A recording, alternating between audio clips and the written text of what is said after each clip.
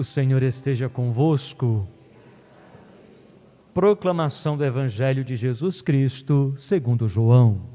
Glória a vós, Senhor. Naquele tempo, João estava de novo com 2 de seus discípulos e, vendo Jesus passar, disse: Eis o Cordeiro de Deus. Ouvindo essas palavras, os 2 discípulos seguiram Jesus. Voltando-se para eles e vendo que o estavam seguindo, Jesus perguntou: O que estáis procurando? Eles disseram: Rabi, que quer dizer mestre, onde moras? Jesus respondeu: Vinde ver. Foram, pois, ver onde ele morava, e nesse dia permaneceram com ele. Era por volta das 4 da tarde. André, irmão de Simão Pedro, era um dos 2 que ouviram as palavras de João e seguiram Jesus. Ele foi encontrar primeiro seu irmão Simão e lhe disse: Encontramos o Messias, que quer dizer Cristo. Então André conduziu Simão a Jesus. Jesus olhou bem para ele e disse: Tu és Simão, filho de João. Tu serás chamado Cefas, que quer dizer pedra. Palavra da salvação. Glória a vós, Senhor. Queridos irmãos e irmãs, no último domingo nós celebramos o Natal do Senhor. E ao celebrarmos o Natal do Senhor, nós encerramos na igreja o chamado Tempo do Natal. Na última segunda-feira, nós começamos a primeira semana do tempo comum e hoje nós estamos aí celebrando o segundo domingo do tempo comum.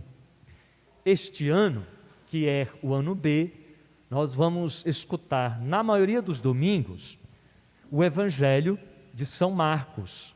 Em alguns domingos, nós vamos ouvir o Evangelho de João, que é o caso de hoje. Nós sabemos muito bem, aqui só faço questão de lembrar, os 3 primeiros evangelhos, Mateus, Marcos e Lucas, é chamado dos evangelhos sinóticos, porque tem muita ligação entre eles, são muito próximos. E depois o de João.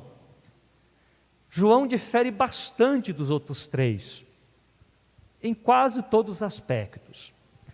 O texto que nós temos aí é mostrado, é falado, que João Batista vê Jesus Cristo passar e diz: Eis o Cordeiro de Deus. E aí 2 discípulos de João Batista passam a seguir a Jesus. Isso nos leva a acreditar que João tinha ensinado muito, João Batista tinha ensinado muito os seus discípulos, tinha falado para os seus discípulos quem era Jesus Cristo. Provavelmente tinha ensinado aos seus discípulos aquilo que ele próprio nos diz, que nós conhecemos pelo Evangelho: eu não sou digno de nem desamarrar suas sandálias. Então é isso que faz os discípulos de João, ou 2 dos discípulos de João, seguir Jesus Cristo. E é muito bonito, mas muito bonito mesmo, quando o texto nos diz que Jesus Cristo percebe que esses 2 discípulos estão seguindo, e um depois aparece o nome, é André, o outro não aparece o nome, e Jesus Cristo pergunta: O que procurais? Essa é a primeira fala, é a primeira frase de Jesus Cristo no Evangelho de João. O que procurais? e os discípulos chamam Jesus Cristo de mestre, e aí, portanto, ao chamar Jesus Cristo de mestre, está se colocando como seus discípulos, está reconhecendo que Jesus Cristo de fato vai ensiná-los, está reconhecendo que eles irão colocar suas vidas a serviço dele, porque o chama de mestre, e faz uma outra pergunta: onde moras? Jesus Cristo não responde dizendo, eu moro aqui, ou eu estou fazendo o meu ministério, ou eu estou anunciando o reino de Deus. Não, Jesus Cristo simplesmente diz, vinde ver. E aí nos diz o texto que eles permaneceram com Jesus. A pergunta que Jesus Cristo faz a esses dois discípulos é a pergunta que Jesus Cristo faz, o que nós precisamos fazer em todo e qualquer momento da nossa vida. O que é que nós estamos procurando? Com certeza, essa pergunta de Jesus Cristo, o que procurais? É uma pergunta que em outro momento da nossa vida nós precisamos também nos perguntar. O que é que nós estamos procurando? Todos nós, como seres humanos, estamos sempre procurando, porque estamos sempre buscando alguma coisa. Talvez a maior delas seja a realização nossa enquanto pessoa, e estamos sempre procurando a felicidade. Se os discípulos respondessem a Jesus Cristo assim, nós estamos procurando o sentido da nossa vida, ou os discípulos respondessem assim, nós estamos procurando sermos felizes, ou respondessem, nós estamos procurando a ser pessoas realizadas, com certeza, Jesus Cristo teria que responder, então vocês encontraram. Porque se vocês estão procurando o sentido da vida, se vocês estão procurando a felicidade, se vocês estão procurando a realização enquanto pessoa, sou eu. Basta me segui-lo, basta reconhecer que eu sou mestre, que vocês serão felizes, que vocês serão realizados. A continuidade do texto diz que os discípulos permaneceram com Jesus.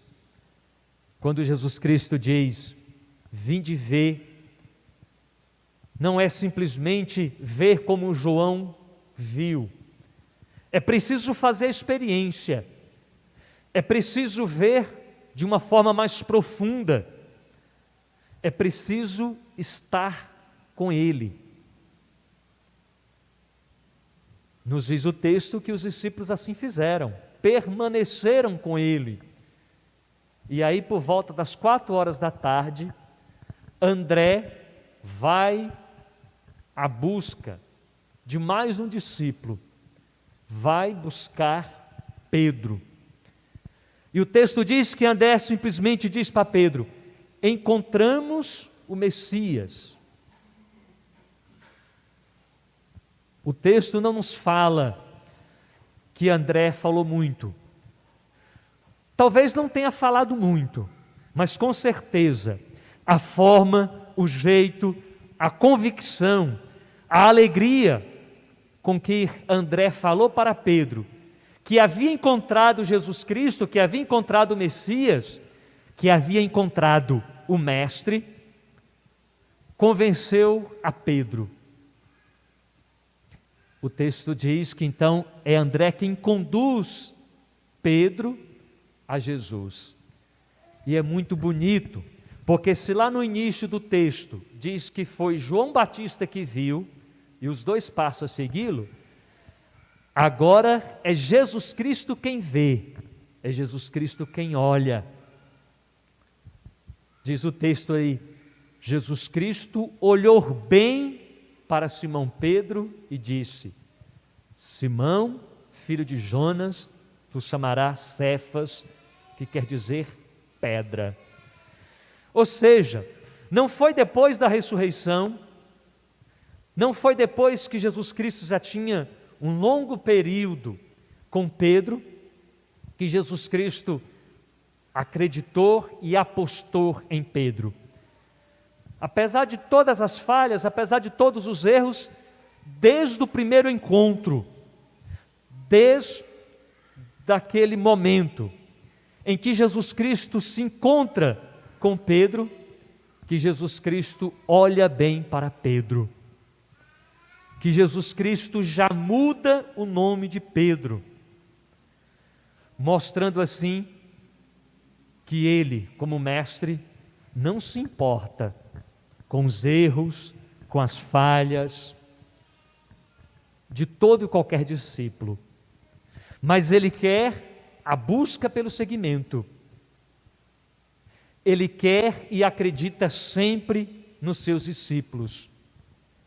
Ele quer que todos os seus discípulos, e portanto todos nós, a exemplo do profeta Samuel, que não entende às vezes o chamado do Senhor, respondamos: fala, Senhor, teu servo escuta. Fala, Senhor, aqui estou.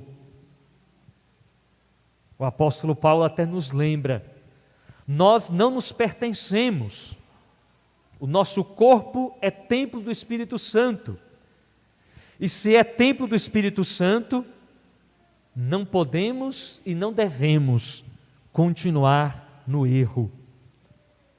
Não podemos e não devemos não nos questionar, não nos perguntar: